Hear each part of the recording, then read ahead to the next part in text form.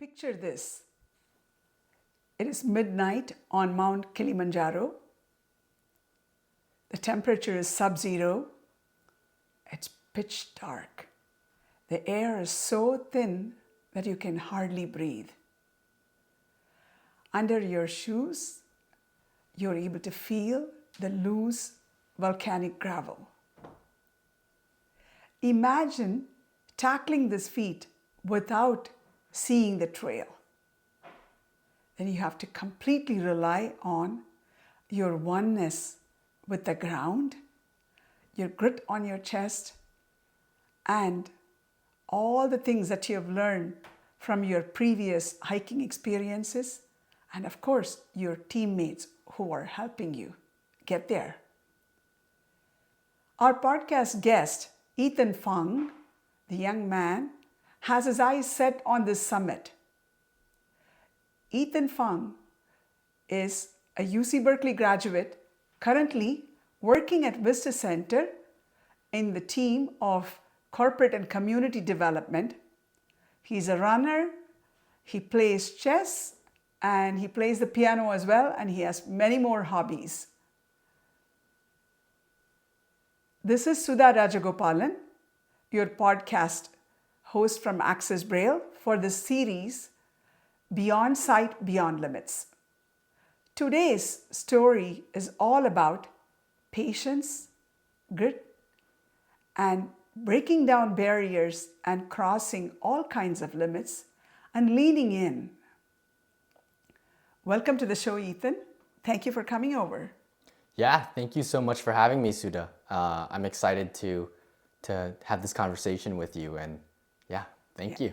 Yeah, I know that even long before your dream for the Mount Kilimanjaro started, you had a mountain at home that you were looking on climbing. Mm-hmm. The page of all the Braille dots. Mm-hmm. Can you take us back to that and tell us how you learned Braille? Yeah, I definitely can. So this is a really interesting story and one that always comes to mind when I think about obstacles and learning. When I was about 6, my teacher of the visually impaired told me that, I would be able to read large print until I was in high school, but it was safer to start learning Braille now so that once I actually reached the point when my vision loss was more progressive, that I would be able to transition into Braille smoothly. And I loved learning Braille. I thought it was really cool how the different dots worked, the different combinations, how different sentences were strung together. But when it came to actually practicing Braille, that was a totally different story. So I liked learning, but I didn't like using it, which is something that I think a lot of students sort of like struggle with, especially when they're told, this becomes your new medium. Mm. And one sort of difficulty I was having at the time was just focusing on learning and really reading and paying attention to all the different details of it. Because it was a chore, like you have to work on it. Yes. And like I was saying, I thought I was a clever child, when I didn't have much perspective. So I thought I was a pretty smart child, and reading Braille wasn't the easiest thing. So to me, I was thinking, how come I have to do this? I can just read large print and that'll be okay. But my parents had a totally different idea. They were thinking that we want to accelerate this path as soon as possible. We want Ethan to be as literate as possible. And so my father actually had I had mandatory reading sessions during my summers where I would just go in my room and I would read Braille for a couple hours and then I would come back out. That's what he thought I was doing anyways. I actually kind of sat around in my room, spaced out, did some daydreaming, maybe messed around and fidgeted. And I would probably read for maybe 20 minutes out of the 2 hours I sat in there, in total. And it was the most boring thing ever. And that was probably my most boring summer ever. And then my books started coming in Braille, and my aide at the time somebody who used to help me read and write things stopped reading for me, and I didn't like that at all, like, because suddenly I was having to like use my skills, and it sort of exposed how much trouble I was actually having at the time. But fast forward to the next summer. This is the summer of 4th grade.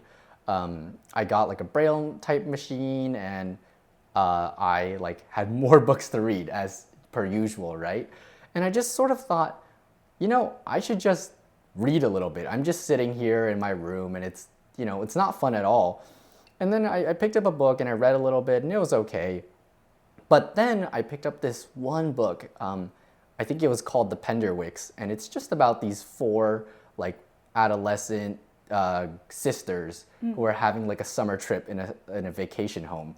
And it was really, really interesting to me because a lot of them were my age, and they were having a lot of similar issues as me, like socially or just with children dynamics. And so I got really interested, and I read through that maybe 150-page book in about a week and a half, which for me was a totally different kind of experience. I would probably go 2 pages a day beforehand, and I was suddenly doing 15 or something. And so I went from not wanting to read at all to reading everywhere. I would take the book into the car. I would read at night when I was supposed to be sleeping, in the dark, because I didn't need to see to read anymore. And that totally changed how I thought about it. And that year I went back to school and I transitioned fully to Braille, and I couldn't be more happy. Yeah, but that's kind of how it started for me. Yeah, were you part of the mainstream school? I was. Okay. And actually, like, one more thing is that in classes, my teachers would never call on me because they knew that reading was a difficult thing for me. And I was slower than my peers, right?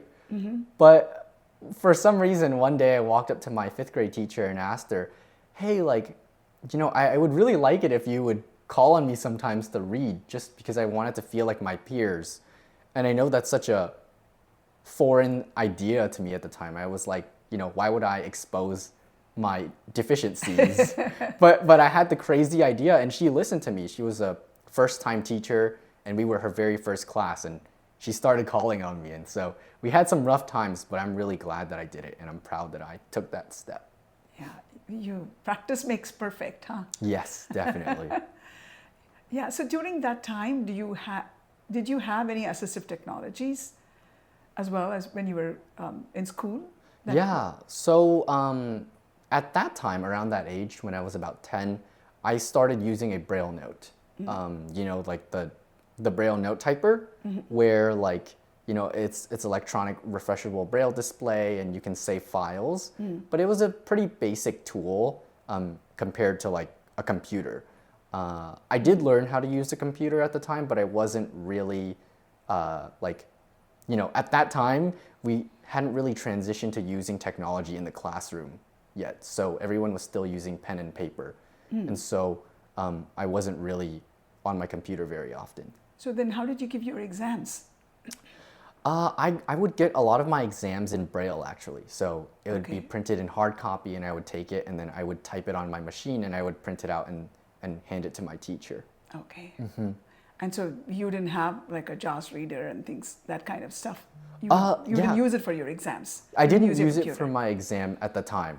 It was less common. I think if I were to go back to 5th grade today, 100% the computer would have been that tool. But it just wasn't as recommended maybe, or I didn't have the skill set. Maybe it was not that prevalent at that time, huh? Yeah, not nearly as much. Yeah, good. So other than your parents, who were the people that helped you get to your Braille education? I mean, of course, your teacher was there. Other than that, yeah, there were so many people who honestly helped me out. I would say my teacher of the visually impaired, 2 of them, one who taught me Braille, and then one who sort of watched me as I grew up in the school system for like elementary school and middle school. They were both very instrumental in making me use Braille, but they also encouraged me to do like the Braille Challenge, which is like a Braille literacy competition for students. And then when I was there, I also had my friends and competitors who were like trying to do their best. And it was cool to actually try and to show off, your Braille skills. And so that encouraged me to work at it as well. Yeah, that was a platform for you probably to know where you had to improve also, right? Yes. It's like a spelling bee of the sighted kids, I think. Yeah. But there were like maybe 4 or 5 different competitions or categories. So then, I knew I really need to work on reading charts and graphs, which is always tough. But yeah. Yeah. So can you tell us a little bit about how you got into UC Berkeley and what you did there? Yeah, I think my older cousin, who is currently a professor at the Colorado School of Mines, it's an engineering school.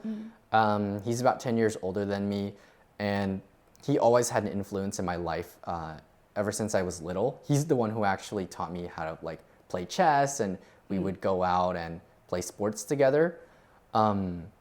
He told me during my summer between my junior and senior year of high school that, hey, we should really work on your college essays early because we don't want to wait until November and then you're cramming and you're not really producing the best version of yourself on your essays. So I remember like he was staying at my house in August or September of my senior year, and I'd come home, he goes, Ethan, I have a great idea. Like, I know you're interested in these things, and I think this is a great way to convey that or communicate that interest. And so we worked on it together, and I feel like he actually helped me to not be afraid to write my essays. And so I had them done really early, and I would say that gave me time to look through them again and again, to tweak little things or to add small things that I thought were very valuable or important. And so because of him, I actually had my essays done early, which I don't remember any of my friends doing. So I'm so grateful. And instead of focusing on my essays during finals, I was just studying. Yeah. That's good. That's good. It's always good to have role models and mentors. Yes. Who kind of take care of you. Yeah. And I didn't know how meaningful or how much work that must have taken at the time. But now I look back at it and, who's going to come up with like how a game plan for how you're going to do this, and who's actually going to reinforce that. And there aren't, so many people in my life who would just take that time out. Yeah. Because he was really busy. Yeah. And he had the experience because he knew what, as a student, he was looking for. Yes. Right? Yeah. Yes. I mean, so he had that background. But I think it goes 2 ways, Ethan. The fact that he spent the time with you and you were receptive also. I know that a lot of times, we're not that receptive for feedback and somebody telling us what to do. Yeah. So you were also doing your part of being open to ideas. Yeah. I mean, I think that like I have to be appreciative of the people who are trying to lend me a hand. Yes. And he was really a subject matter expert, right? He was getting his PhD at the time. He had gone to Brown, and then he was at Emory. And so he had a really decorated like educational background. And then he went to UCLA for his postdoc. And so it was just one of those things where I knew ultimately he had a great idea and a great plan for me. So I trusted in his judgment and his intuition. Definitely. Yeah, you were able to lean in. And I'm pretty sure that's something that you're carrying throughout your life. You're figuring out mentors or people that you can lean in. Yes. And definitely take advantage of that. Absolutely. Yeah, that's awesome. Can you tell us a little bit about this chessboard that you have in front of you, and how do you play? And so here I have a tactile chessboard. It's got light colored and dark colored squares. And it's an 8x8. And the way I can feel or tell the difference between them is that the darker colored squares are elevated tactilely, and the lighter colored squares are dipped down. So that way I know what square is what. And beyond that, in the center of each square is a little hole that is drilled through the board. And the pieces that I have actually have like pegs, and I stick the pegs at the bottom of the pieces through the holes. And so when I touch them horizontally, it doesn't knock over the pieces. So on the chessboard now is actually a dark colored piece. It's the dark king. And so even though I'm holding it kind of tilted, the piece is still in place actually because of the peg underneath the king that is sticking through the holes in the board. And so this way, when I touch it, it doesn't just tip over. And that's sort of how I figure it out. So how did you learn how to play chess? I learned from my cousin again. So he really was a big influence on my life. Yeah. One summer he was staying with us and he just sort of said, you should play this game. It's really fun. I love it. And he bought me like a large chess set at the time. It was like a roll-up chess set so I could carry it around, but the squares were probably 2 inches in diameter so that I could really see it at the time. And there's one really interesting thing about chess, which is that every square on the board has its own label or its own name. And so when you can name every piece and every square on the board, you can actually move them around and you can label them as you go. You can say I king from the square A3 to the square A4. And when you do that, everyone who has that understanding knows where the king actually just went. And so in that way, you could play chess on a board, but you could also play in your mind if you wanted to. And that's what my cousin and I used to practice, because the stronger your memory and the better imagery you have in your mind's eye of what's going on the board, you actually become a better player. So that's how we practiced that night. Yeah, it's all about the visualization technique. Exactly. And but did he also give you a lot of strategies, different strategies to win? And how did you practice all Yeah. that? In the beginning, you just have to put in some time and hours to get familiar with the pieces and how they moved. So he probably spent the first 2 months just kicking my butt. And he was just beating me again and again and again. But as I got more experienced, he started looking for ways to help me get better. And so one summer he bought me a chess book online, and he sent it to me through I think it was through Bookshare actually. So he made sure that it was an accessible format, and then he sent the copy to me. And then I sort of would read it, and we would talk about some of the strategies together. So there's the opening in chess, and then there's the middle game, the mid game, and then the end game. And so we started just figuring out how to communicate different concepts. Even when he wasn't with me, we would call sometimes and he would tell me, I want to teach you this concept. And because we knew where all the squares were and where all the pieces were moving, it was very easy. Yeah, that's awesome. But anything that you've learned from playing chess, are you able to apply at work? There's a lot.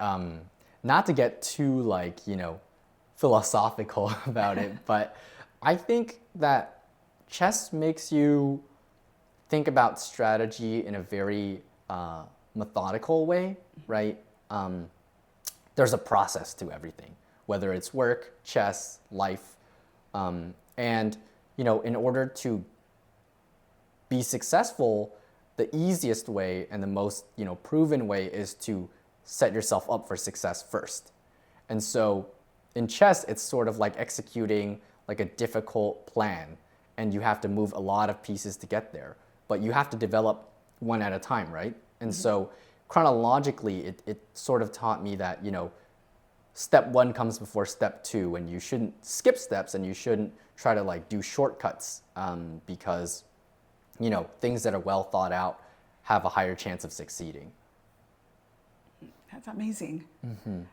It seems like whatever you do, you're so intentional, even your hobbies, you're intentional about it. Because I remember reading that you recently started playing chess again because you wanted to make sure that your mental faculty was getting stronger. Yeah. And so what was the reason behind you wanting to run? I wanted to run because I was looking for a way to exercise outside of work. Honestly, in the beginning when I started, I just put all my effort into work. I was working overtime, just studying what I was doing. how to become more efficient and everything. But then I didn't really know or have a good schedule for balancing out my life. And so after about 6 months, I started, knowing, okay, these are the days I go into the office. This is how much time I spend doing my projects. And then that left a little bit of time for a hobby. And I was thinking, I really need to start exercising again. I need to start getting fitter. I need to prioritize my physical health in addition to my mental health. So I picked up a hobby that I used to do, and I actually used to run track and field. And so that kind of made me interested in it again. And running is one of the simpler sports you can do because it's a full body coordination, but at the same time, it doesn't require a lot of technology. It doesn't require a lot of equipment. So I do like it a lot. But how do you navigate your trails? Yeah, so I run with a guide typically, and we run with a tether. And the tether sort of makes it so that I hold on to one end and the guide holds on to the other end.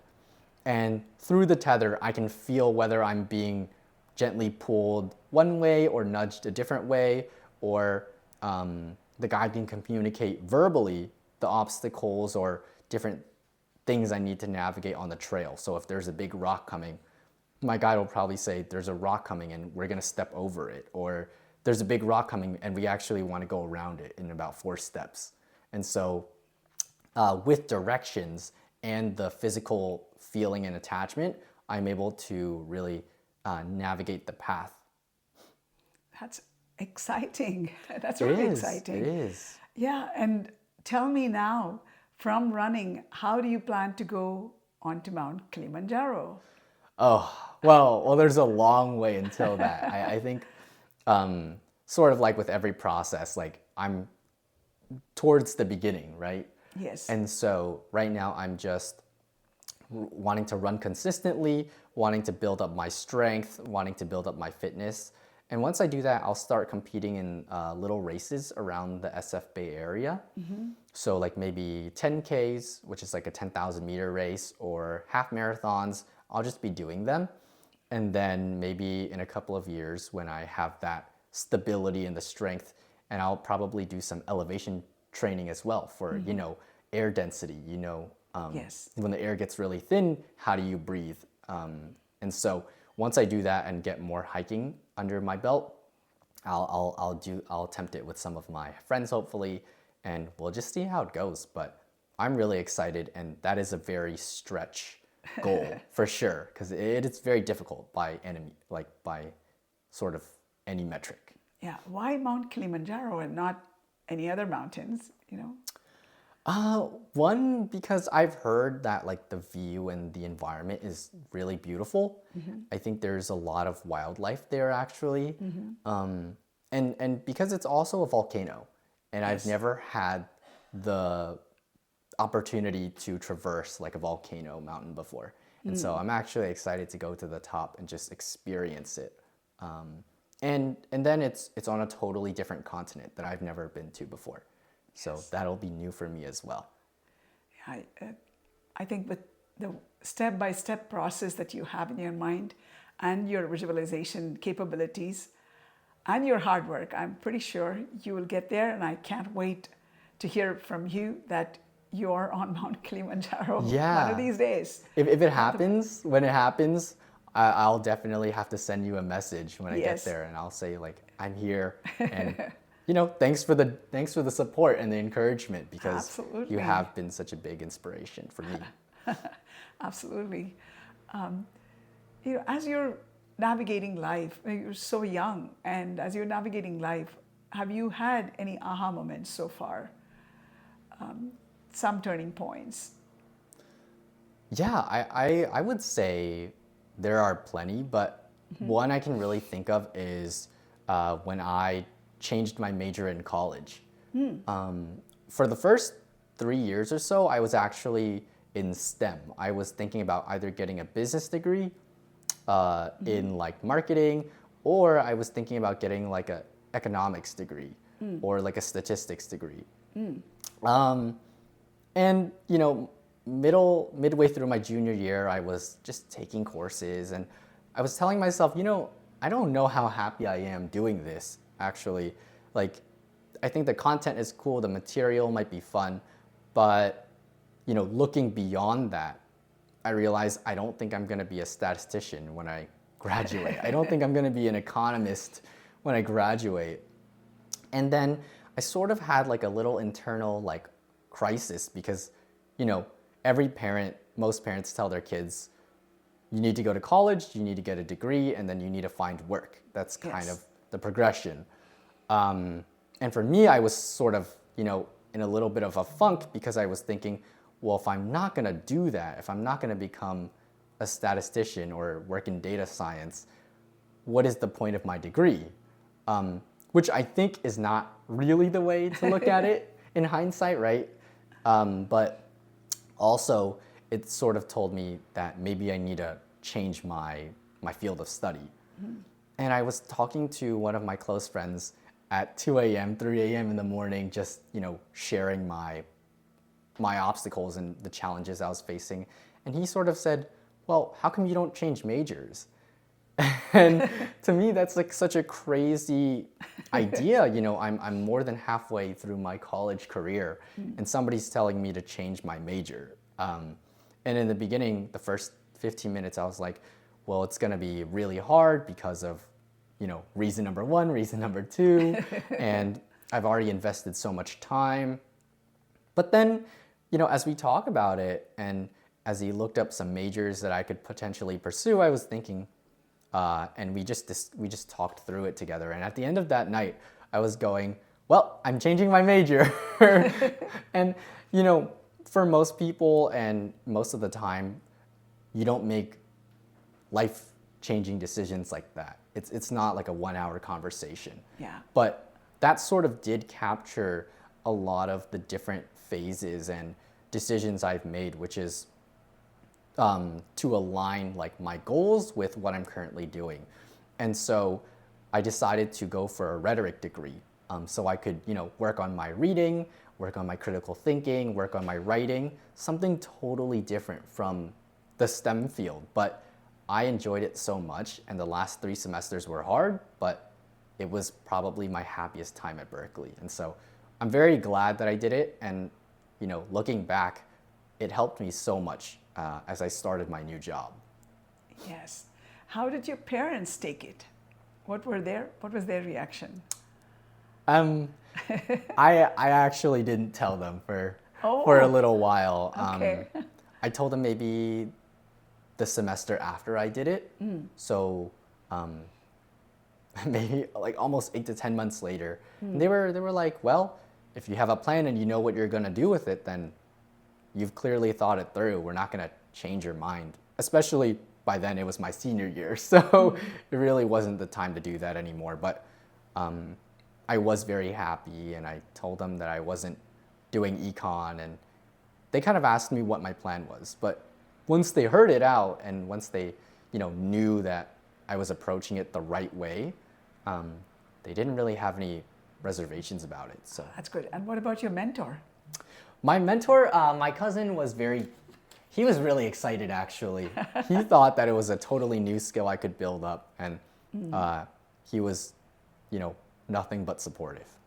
See, that's what probably gave you the confidence that you could go forward. Yeah, I wasn't really that afraid that my parents were gonna, give me a huge, they weren't gonna disagree with me, because they knew it was my journey, and they were sort of on the mindset of, as long as you plan it out and know what you're going to do and why, and you're working towards that purpose, then it's not for us to decide what you do and for what reason. Yeah, you're blessed with such understanding parents and encouraging you to do whatever your heart desires. Yeah. That's awesome. My parents they're the best. Yeah, they really are. Yeah, good. I know, Ethan, that you have other interests as well. I know you mentioned that you like to play the piano. And anything else that you would want to tell us more about? I actually brought a surprise for you. Okay. And you can tell me if you. So I've got here something I'm gonna hold out for you if you want to take it. Okay. There Okay, it is. I got it. Oh, you've got a rubric. Yeah. Yeah, it's a Rubik's Cube. So the one that I have, that's probably the first one I really played around with. I put some like Braille labels and tactile like symbols on it. Yeah. And so that way I know the different colors Yeah. for each square. And one of my teachers actually gave me a cube one day. He goes, you should just slap some stickers on there and then you can figure it out. And that's what I did, I guess. Awesome. Yeah. So you play this Rubik's Cube all the time? Sometimes. Yeah. Sometimes I do. And it's also like a mind exercise for Right, me. very right? much like chess, right? Yeah. A little bit. I like to have hobbies that sort of stimulate. And I think that the more like ways you can stimulate your brain in a different manner, the more fun things continue to be. So I like to do new challenges, figure out what I don't know, Yes. because there's a lot, Yes. and then just see where I go. Yeah, no, you're not afraid of finding out what you don't know. That's very good. Yeah. But I am, like, admittedly, I also am afraid of failure, right? Like, Of course. I think we try not to be, but the truth is it's very hard. So Yeah. I mean, I think once you understand that every failure is a stepping stone for success, then you're not afraid anymore. And it's all in the process too. yes, So yes. And you're part of an organization called California Association of Blind Students. yes. And you do some contribution there. Can you talk a little bit about it? For a long time, around the end of high school, I joined the California Association of Blind Students, and it's a student group that's a subdivision of the NFB. But to me, the most important part about it is that there were other blind students in California who were a part of this group. And we shared resources, we have like little events, we plan initiatives, we do like outreach, we do a little bit of fundraising, and most importantly, we're just a community that, come together to do different projects, but also like to be, foundations for each other, right? Like when somebody's going through a hard time at school because they're not getting the accommodations they need, they're welcome to text it in our chat, and people will respond with their own experiences, or maybe if they have strategies on how they overcame that, or just to console and confide in other people is very powerful, right? Like sometimes it's not about finding the solution, but Yes. to listen to folks when they have like something they want to bring up, and that's equally important half the time. And so I was a part of the group called CABS. We call it CABS for about 6 years, and then when I graduated, I sort of transitioned into more of like a mentor role informally, and so now I'm just there for whatever they need, and we just have a good time. So I really like it, and I've put a lot of my time and effort into the organization, and now it's really nice to see that a new group of students are leading it, running it the way they want to. And I'm not there to really tell them what they can and can't do. I'm just there to help them achieve what they've set their mind to. Yeah. You're a true leader, Ethan. You kind of know where to step in and where to step back and watch and facilitate people so that they get to wherever they have to. Because that's what you got from your parents and your mentor. So you're kind of giving back the same to the community. Yeah. That's really heartwarming. Yeah. I think we're almost coming to our end of the podcast. Sure. I have a couple of questions for you, Ethan. Yeah, but first, can I just tag on and add on to that really quickly? Yes, sure. Yeah, I mean, like, I would say in some contexts I'm a leader, but in other contexts I'm still learning, right? And so I'm seeking help from folks who have done it before me, or people who can relate to my situation, or just folks with other perspectives. And so, like, I think that if we all have spaces where we're leaders and spaces where we're learners. Yes. And or, where we're leaders and learners at the same time, that probably leads to a really, really nice circle of like connection all around. Yeah, very well said, Ethan. So the question that I have for you is, if you have unlimited resources, including money, space, people, computing power, AI, whatever, you name it. If you have unlimited resources, what is the one thing that you would want to do for the visually impaired and blind? Yes, so I've been thinking about this a little bit since you told me you were going to ask this question. And Yes. Today I sort of came to like a pretty simple solution, or a pretty simple thing that I'd like. And I know it happens in various pockets in different places, but I would like every blind youth, adult, person to have the opportunity to take, a trip into nature. Camping trips or like boating experiences, they all cost a lot of money and time out of our lives that we might not have. But the other thing that I think is making people nervous or unable to accomplish that is the fear of going into nature, right? Like, how are we going to survive? How are we going to interact with the environment when, things are not really set up for us? And I think having that experience, right? Having somebody to help you, right? Maybe your family or your friends, or an actual guide who is paid.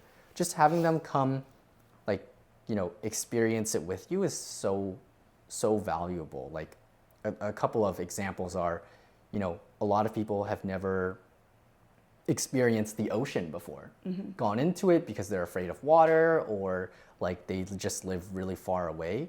Like, what would it be like to just get on a boat and, be able to touch the water, be able to feel the waves, have experiments, go fishing maybe, like feel the breeze, smell the air, like hear the birds. Like, I think that's so powerful. Or, going into like the woods or the forest and just like having little tactile models of what the trees you're walking past feel like and look like. I think it helps us, get back to where we came from, which is, the earth. And if people could experience that, it would be really, really powerful. And it's pretty simple, but it's also really difficult to achieve. Yeah. And so I'm hoping that every visually impaired person gets the chance to do that. That's awesome. So one more question for you, Ethan. Yes. So what would be your advice to the young blind and visually impaired student? Ooh, that's a good one, and that's also a really tough one too. If I had to give like one piece of advice or just share a little bit of my experience, I would say you're going to be afraid of what you don't know. And there's a lot of things we don't know, so there's a lot that we're honestly afraid of. But if you can choose something to approach, even if you're afraid of it, and you tell yourself like, I don't know what's going to happen, I don't know how I'm going to achieve this, but I'm going to do it anyway.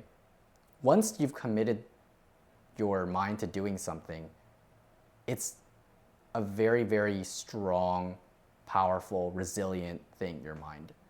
And once you've committed, you're going to start thinking about ways you can achieve it. For me, that's climbing Mount Kilimanjaro. And right now, I'm going to be really honest, I'm not sure if I can do it yet. And I'm not sure how I'm going to get there. But I've made my mind, and so as I go through my daily life, as I go on weekly runs, as I, watch YouTube videos in my room on my off days, I'll just be thinking about it in the back of my mind. And it's a subconscious thing, but you will come up with a lot of ideas and potential solutions, or things you at least want to try. And having those goals that you're afraid of, that you've committed to, makes you very, very resourceful.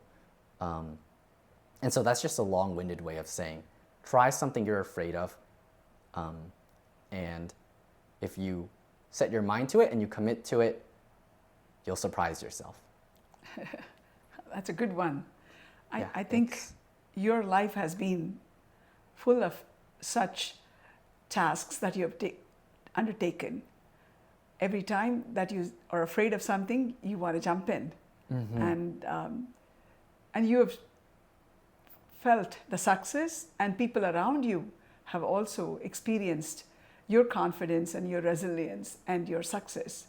So you're a good role model, Ethan. And thank you. I hope that listeners, if Ethan's life, what he is going through and what he has as dream is resonating with you, please go on to www.accessbraille.org and come and support us in whatever way you can. You can be one to solve the problem of bringing down the cost of Braille education, or you can work with us to figure out how we can have trips for visually impaired and blind, like the way Ethan was talking about today. So you can help in many ways. Please don't feel shy to reach out to us. I hope you liked what you saw today, and all the very best to you, Ethan. Thank you. I can't wait for the day when you are going to be on Mount Kilimanjaro. Thank you, Sudha, and thank you to Access Braille. Please support them.